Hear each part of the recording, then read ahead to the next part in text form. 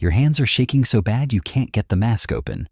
Yellow gas is pouring over the top, and your only exit is straight through it. The sergeant is screaming, "Fix bayonets!"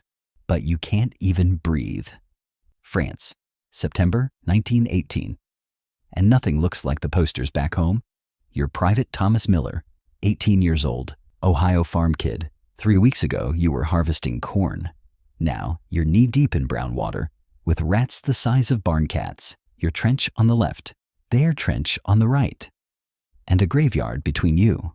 The machine gun across the field hasn't stopped all night. 2 men rushed it this morning.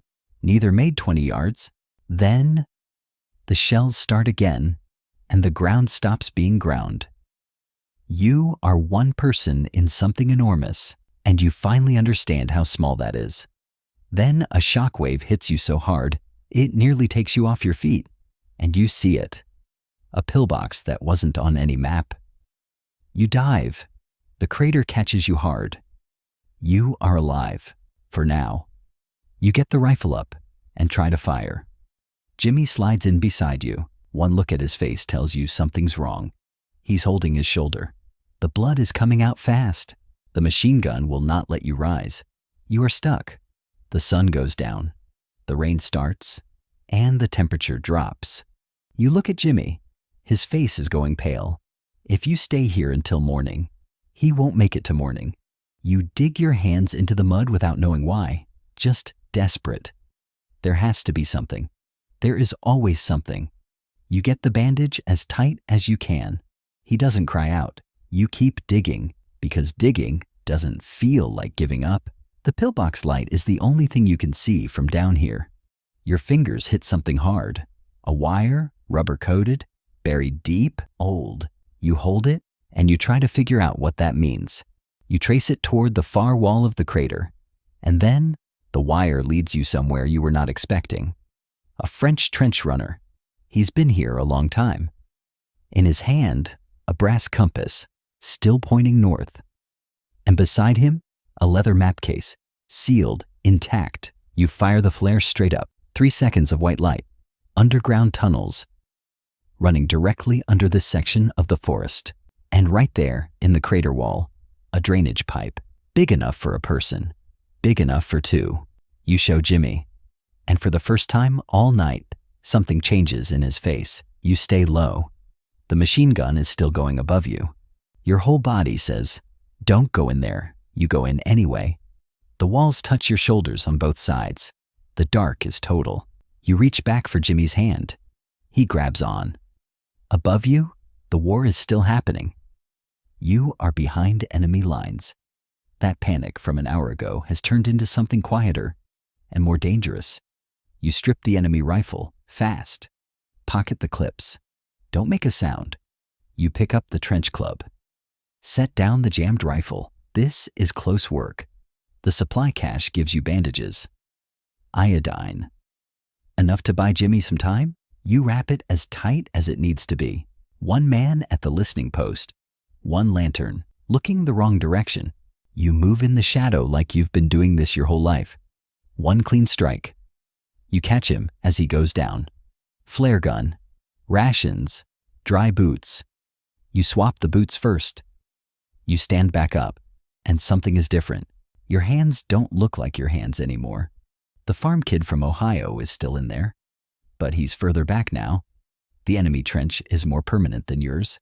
They plan to stay. Voices around the corner. You hold up your fist. 2 fingers. Point. Slow down. 2 soldiers with their backs to you. You press flat against the wall. One of them starts to turn. He turns back.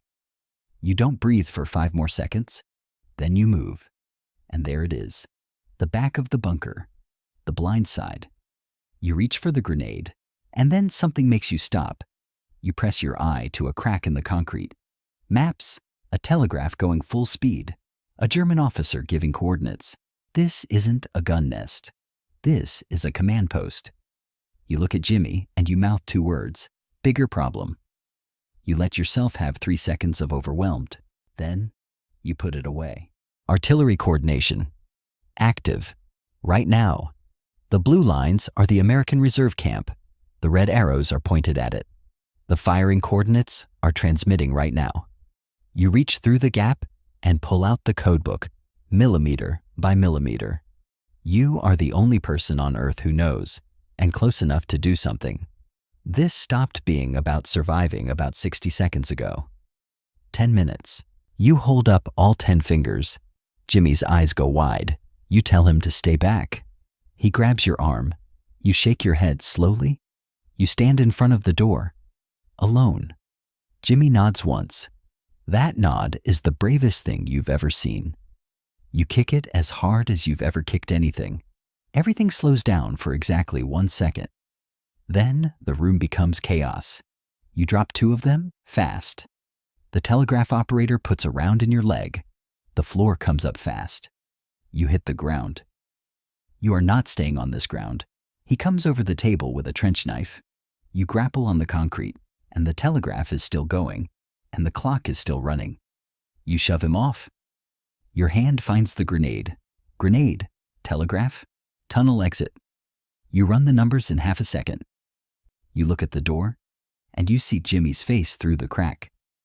107. He gives you one slow nod. It says, do it. Save them. You pull back your arm. You look at the telegraph one final time, and the world ends. Then, silence. Your ears are screaming. But the telegraph has stopped. The coordination post is gone. The barrage was never sent. You drag yourself to the door. Jimmy is right there. You both look at where the pipe used to be. Just rubble. You sit down and you wrap the leg. The dawn is starting somewhere. For the first time in hours, the artillery goes quiet. Jimmy's eyes are closed. You watch his chest to make sure it keeps moving. It does. And then the ground moves. Wrong rhythm for an explosion. Too regular. Too mechanical. You press your palm flat on the concrete. Something with an engine. Something armored. Dust falls from the ceiling. The walls are trembling. You pull yourself to the viewing slit and look out into the morning fog.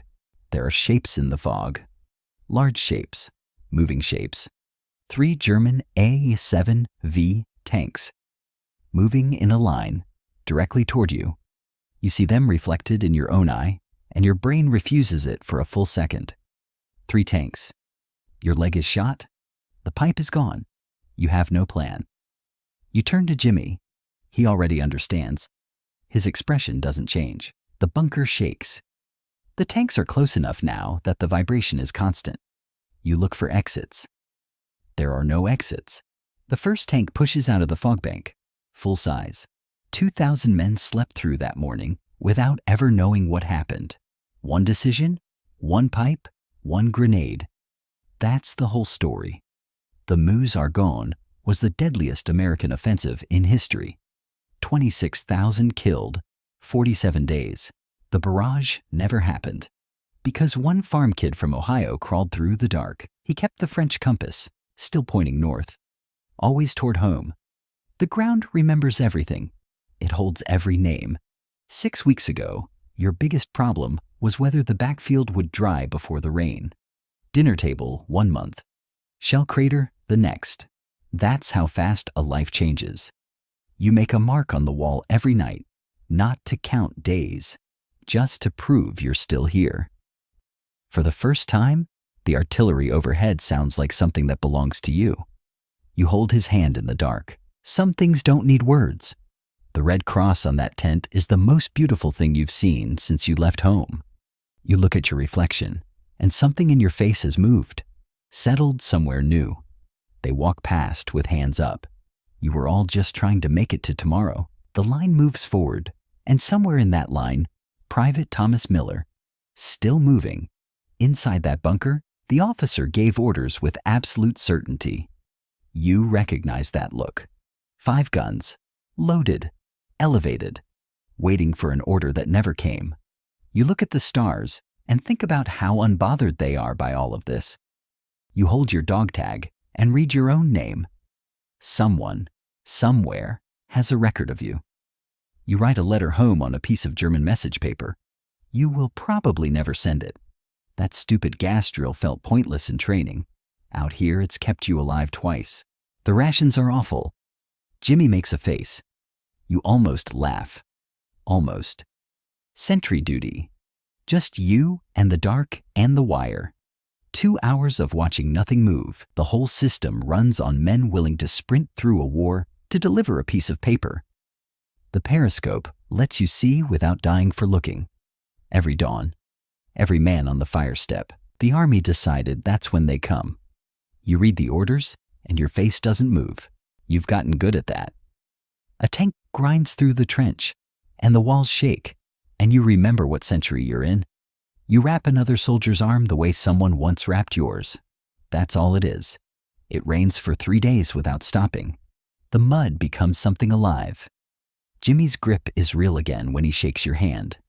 You stare at your reflection and wonder what you owe the version of yourself from before. You recognize that look on their faces. You wore it. And you are still walking forward when it does. Somewhere 5 German guns received coordinates.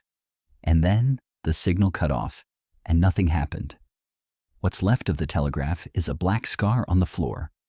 Its last message never sent. You stand at the American line and look back across no man's land. Same character, completely different person inside. There's a lantern in an American dugout, and you are walking toward it. That is enough. The compass still works, still points north. You kept it because of what it means. You don't talk about the bunker. Some things live only in the hands that did them. The guns get quieter with every step. That is the only direction you need. You are not the same, but you are here.